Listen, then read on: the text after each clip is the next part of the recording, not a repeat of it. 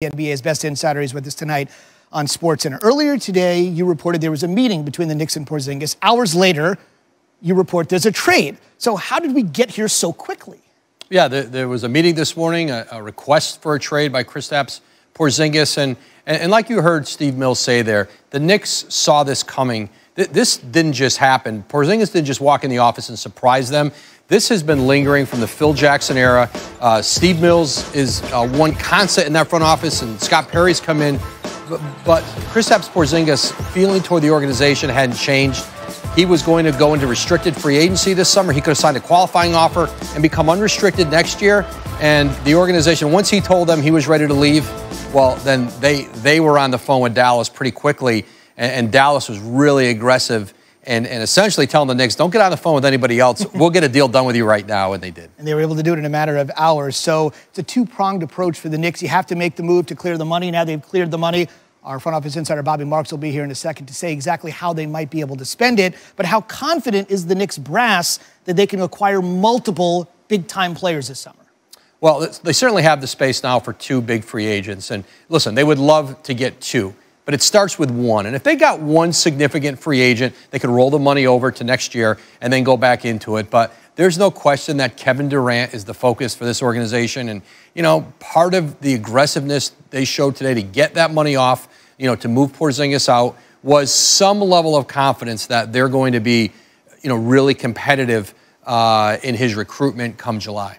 Never has a team that's lost 40 of their first 50 games of an NBA season generated this much buzz, but this is the New York Knicks. This is Woj. Hang tight. We're going to have you back in just a little bit, Adrian. And he'll be here to talk about Anthony Davis. The very latest as the NBA trade deadline approaches, February 7th. What is Woj hearing?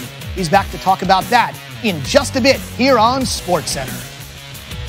All right, Zoom, let's go back to the Dallas side of this deal because the Mavericks have been on the rise so far this season compared to last year, and Luka is the main reason. They already have 23 wins this season compared to 24 in all of 2017-2018. The Mavericks also have 18 home wins, already 3 more than they had last season. So as you imagine, the reaction all over the league. But what about some of the people involved, or at least some of the guys getting new teammates, including Luka Doncic?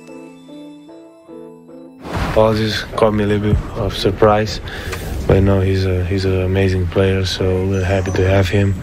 And you know my relationship with Dennis, Wes, and DeAndre is gonna keep on. I mean they're such an amazing guys, so I'll miss them for sure.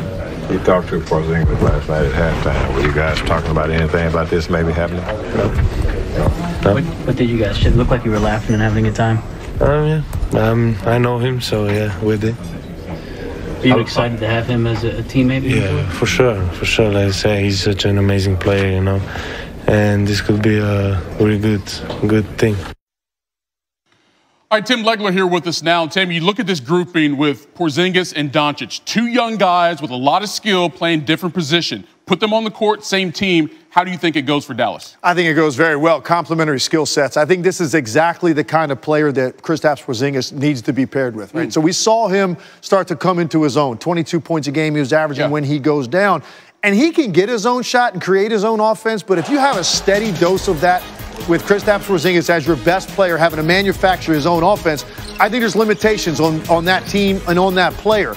And he can do some of these things, but I think over a period of 20, 25 possessions when he's your primary option, he's going to wear down. This is where I think Doncic makes him better. The delivery of the basketball in pick-and-roll settings and on dives and on slashes with his passing ability, it makes Porzingis a better player because he's going to be an elite finisher and he'll receive the basketball where he needs it. Luka Doncic right now, at 19 years old, is one of the best deliverers of the basketball in the NBA, whether that's off pick and roll, post entry, finding guys ahead on the break, whatever that may be. So if you now take some of that responsibility of creating offense out of his hands, he just becomes an infinitely better player. And I think you are now going to see Kristaps Porzingis, when he finally gets on the court with Luka Doncic, you're going to see the very best version of who he is.